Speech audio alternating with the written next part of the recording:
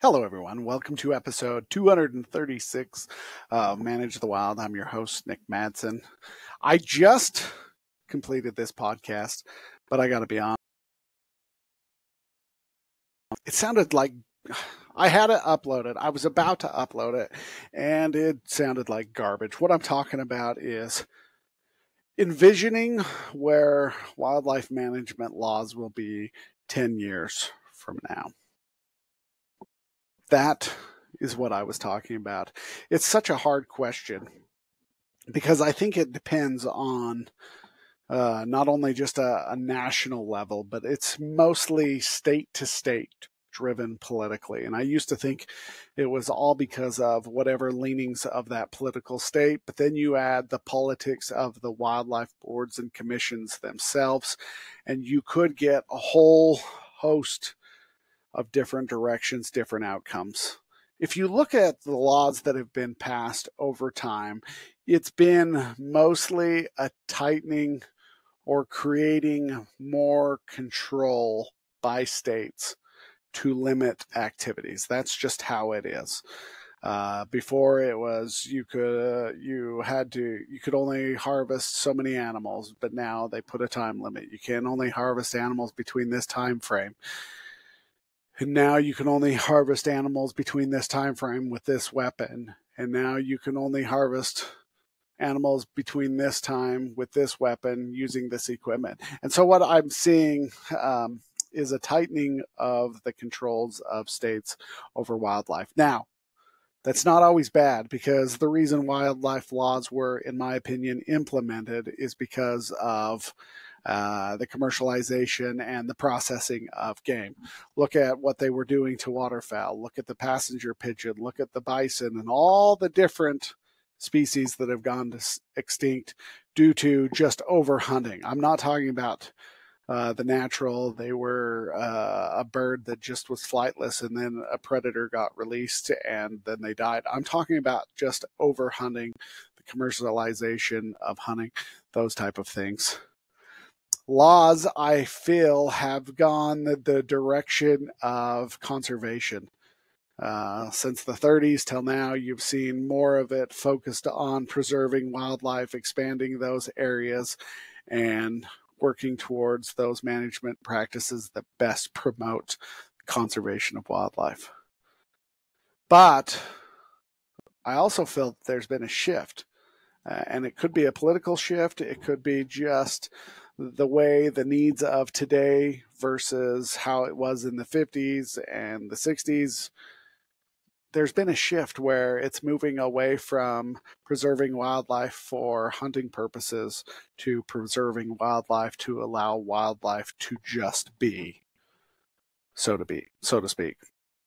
When I was in college, there was a handful of us that were hunters within that group studying wildlife ecology and management, and all the rest. It was such an interesting conversation because there was a lot of East Coast, West Coast people that came to our school. And when I was talking with them, it was such a different way of viewing wildlife than I ever have. I grew up with ag and look at and view animals at a completely different perspective than these people who were on these coastal states who had never even held a gun, let alone hunted.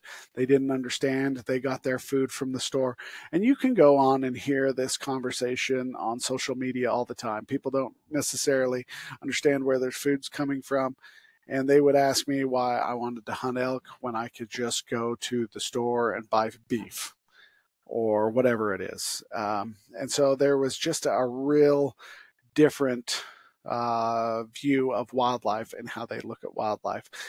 They viewed wildlife as an opportunity to take a picture and to just feel as you are one with nature, so to speak. Where I grew up, hunting, providing food for your family, teaching the importance of being outdoors, just a whole different mentality. And I don't know, because each state is going, they're taking each law and altering it in such a way. But I feel like especially in the coastal states, they're moving away from that hunting, going more towards the non-consumptive, just allowing wildlife to be. And it's so interesting to see. They're changing and they're amending policies constantly. They're really worried about certain things. States are, depending on what state you're in. Some are worried about climate change. Others are worried about how the animals themselves feel. And so you're starting to see some legislation change. Whether cougars is a good topic to talk about. How states are managing them. Some states are doing away with the use of dogs in hunting cougars, and other states are just like the state of Utah is saying, "Hey, anytime you see a cougar, shoot it." And so I think it's a political environment. But then there's also the wildlife board. Depending on how they're being pushed, they're going to vote certain ways. I think wildlife laws are going to change in human wildlife conflicts. Now, right now, depending on states, if wildlife comes into your area of the woods and you feel unsafe, then wildlife agency has to come in and move it. But there's wildlife laws now being enacted to protect wildlife from humans. If you have a moose coming through your neighborhood, you have to stay clear of the moose. It has every right to be there. I'm not opposed to those things. I grew up in an area that has wildlife. I'm aware that if you are out and about and you see a moose, you shouldn't run up behind it and try to pet it on its rump because it's going to kick the crap out of you. If you see bears in your backyard, you shouldn't go out and try to be best friends with the bear because most likely it's going to eat you or your dog, Toto. I'm comfortable with places enacting those laws becoming more tolerant of wildlife.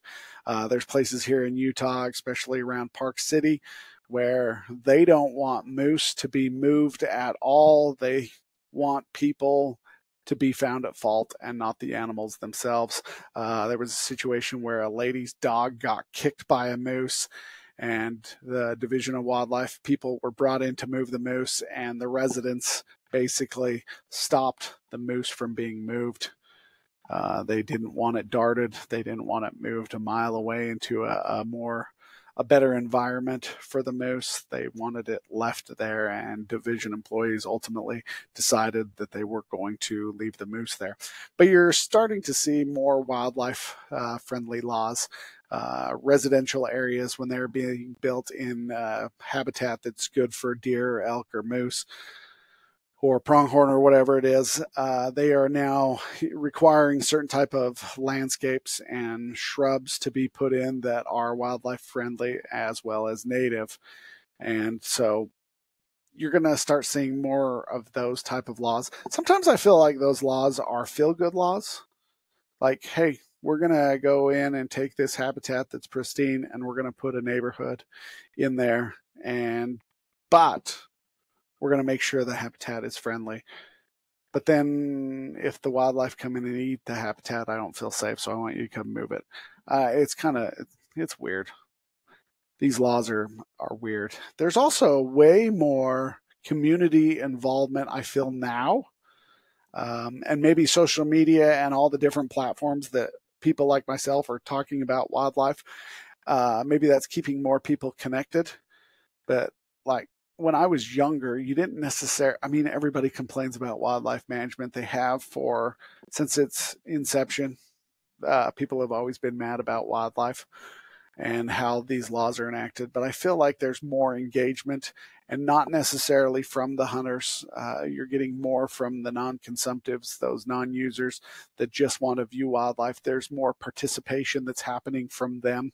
Look at Colorado and the wolves. They got a lot of non-hunters, and they got a lot of involvement, a lot of signatures, and now they are bringing wolves into the state. I don't necessarily think the hunters there find that too thrilling. And so you're starting to see a lot more community involvement. Public opinion is starting to sway. And it will be really interesting to see where things are going. In episode 235, I talked about the state of Utah wants to remove scopes from muzzleloaders. I think with technology advancements, you're also going to see a change. Who knows what those are going to be? who knows?